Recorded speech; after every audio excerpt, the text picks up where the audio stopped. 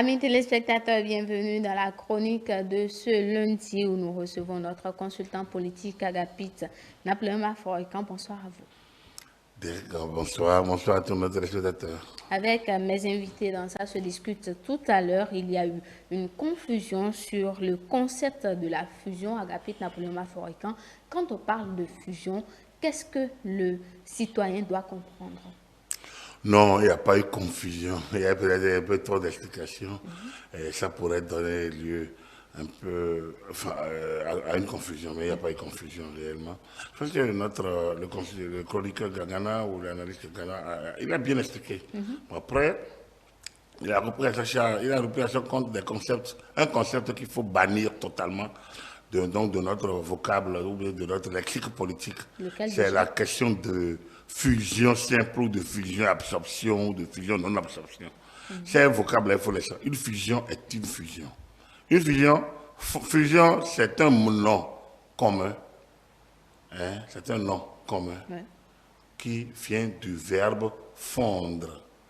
Fondre, c'est se diluer. Hein? C'est perdre son statut initial sur l'effet donc de quelque chose et le faire fond. La fusion se fait notamment réellement par du fer. Le fer qui fond, qui devient du liquide, qu'on manipule et qu'on utilise pour faire d'autres matières, parce qu'après être liquide, sous l'effet de la chaleur, ça finit par se taser et se tasser et devient matière solide.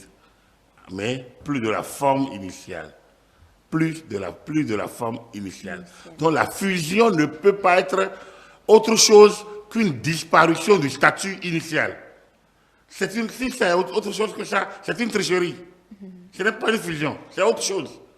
C'est pour ça qu'en langage politique, on parle d'alliance. On parle de collaboration. On peut aller en alliance. On peut faire une manifestation commune. On peut prendre des initiatives communes. Et du point de vue animation de la vie publique, on peut faire des actions communes. Un parti politique peut s'allier avec un autre parti politique, avec des partis politiques pour mener des actions communes. Ils peuvent promouvoir des vertus communes.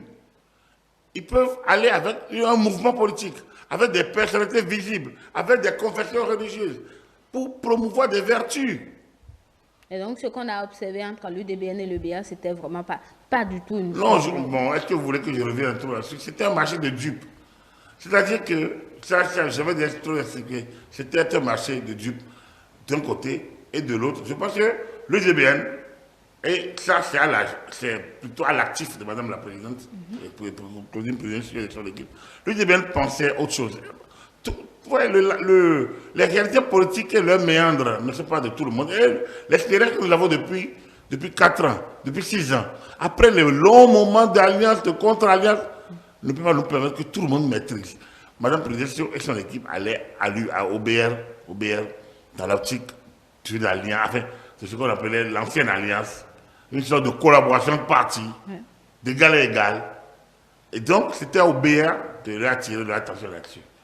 Mais le BR tenait tellement à cela qu'il ne l'a pas fait. On ne va pas continuer à jeter le pavé dans la mare, on ne va pas continuer à mettre... Moi, j'estime que c'était un accident de parcours. On ne va pas clouer au pilori le BR, clouer au pilori l'UDBN. C'est arrivé, on s'en rend compte. Nous, on a tout dit, l'UDBN n'existe pas. C'est la logique qu'une fusion a une disparition. Mais on a compris qu'il y a eu des situations dont on prend acte des situations. Et on les analyse. Donc, du coup, le cas UDBN ne peut pas être un cas qui fait fortune. C'était un cas accidentel. C'était anecdotique. C'est épiphénoménal.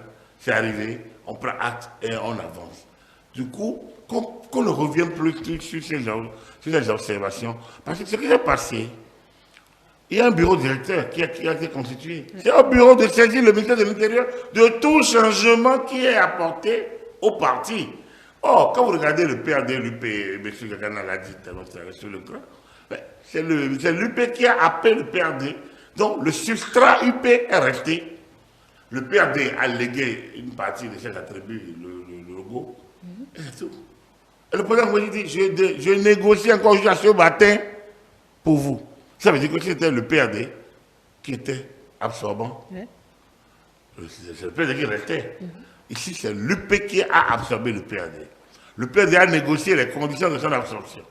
Donc, c'est l'UP qui reste. C'est l'UP qui fera les formalités pour changer son logo, pour changer Sa dénomination. sa dénomination et pour changer son comité directeur. Mais en changeant son comité directeur, le PAD ne peut pas rester, puisque on ne peut pas être à la fois du PAD et de l'UP, le renouveau. Donc, ils sont obligés de travailler. Il ne faut pas qu'on ait la peur panique ou bien une sorte de frilosité de ce qui s'est passé par rapport au BR. Ici, les choses sont déroulées dans la règle de l'art et on n'a pas à se faire une mauvaise santé. Ou, voilà. Et donc, Agapit Napoléon Maphorican, parlant toujours de la fusion, l'opposition sans la force Cori pour un Bénin émergent FCBE s'organise à sa manière pour participer et gagner les élections législatives de 2023. C'est ce qu'a laissé entendre le président du Mouvement populaire de libération MPL ce dimanche sur une radio privée de la place. Et en réponse à cette sortie, Alain Adiou, ancien ministre et membre du bureau exécutif national de la FCBE, a aussi expliqué que dans la formation du cadre de concertation des partis de l'opposition, certains partis se sont désengagés au cours du processus en faisant allusion au parti des démocrates. Qu'est-ce que vous pensez de cet embrouille un peu qu'on constate au niveau des partis de l'opposition? Je pense que les partis d'opposition doivent se prendre au sérieux. J'ai écouté M. Tébé, je salue sa volonté, je salue son engagement, je salue son enthousiasme. Moi je suis un homme enthousiaste à l'action. Je salue, il est enthousiaste, je le salue.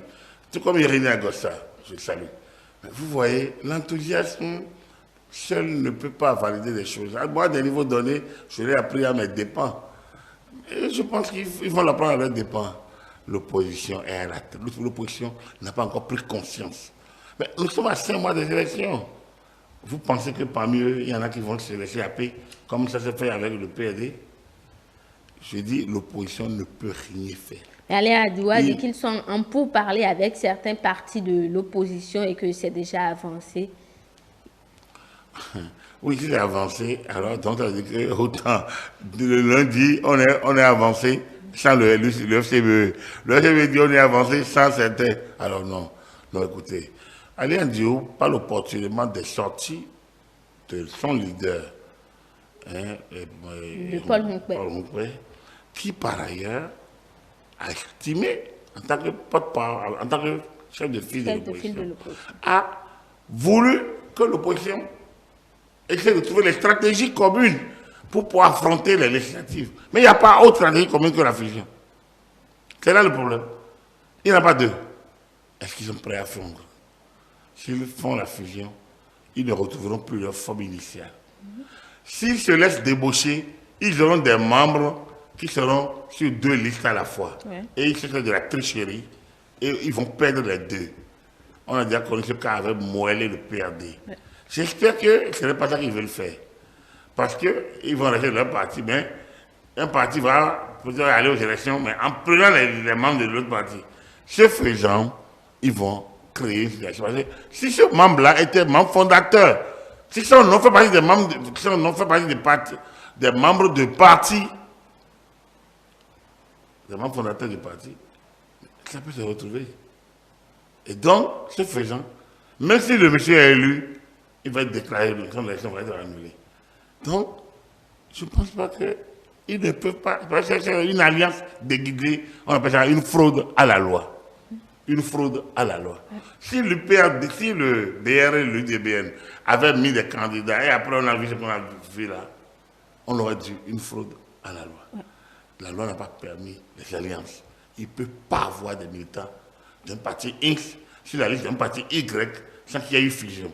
Et la fusion entraîne la disparition totale de l'un des partis. C'est cela le sens de la réforme qui s'est passée.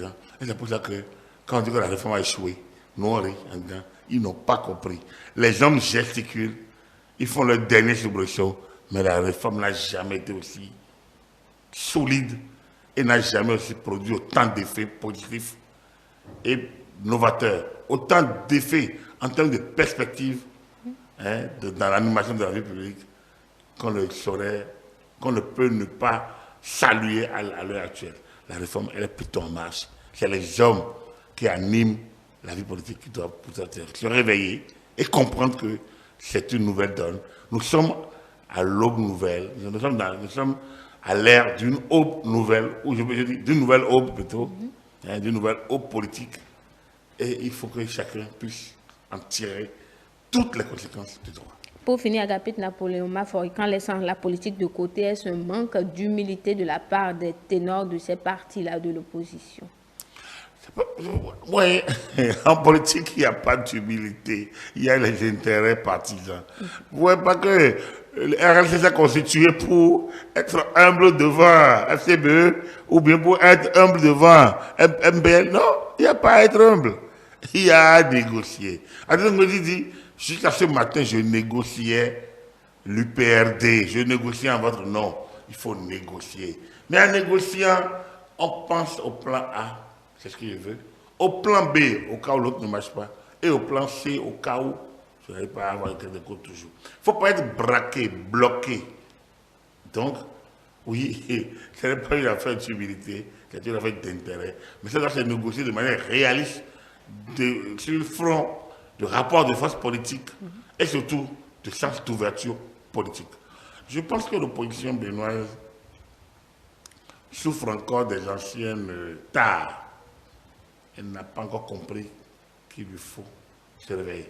Alors, lorsque dans son réveil tardif, il constatera que seuls les partis de la majorité ou ceux qui soutiennent le président Talon ont pu avoir accès aux 10% ou au siège, il ne faudrait pas qu'on nous dise encore Parlement monocolore, démocratie en danger, CEDEAO, c'est lamenté sur son incohérence et sur son incapacité à affronter les défis qu'appellent aujourd'hui les évolutions que nous connaissons dans le pays depuis. Je pense que quand on ne peut être, on peut au moins savoir ce qu'on est. Et je pense que le président doit savoir ce qu'elle est, à défaut d'être. Merci à vous, Agapit Napoléon Maphorican, amis téléspectateurs. Merci de nous avoir suivis ainsi. S'achève la chronique et le grand soir en même temps. Merci d'avoir été des nôtres. Restez sur E-Télé parce que le programme se poursuit.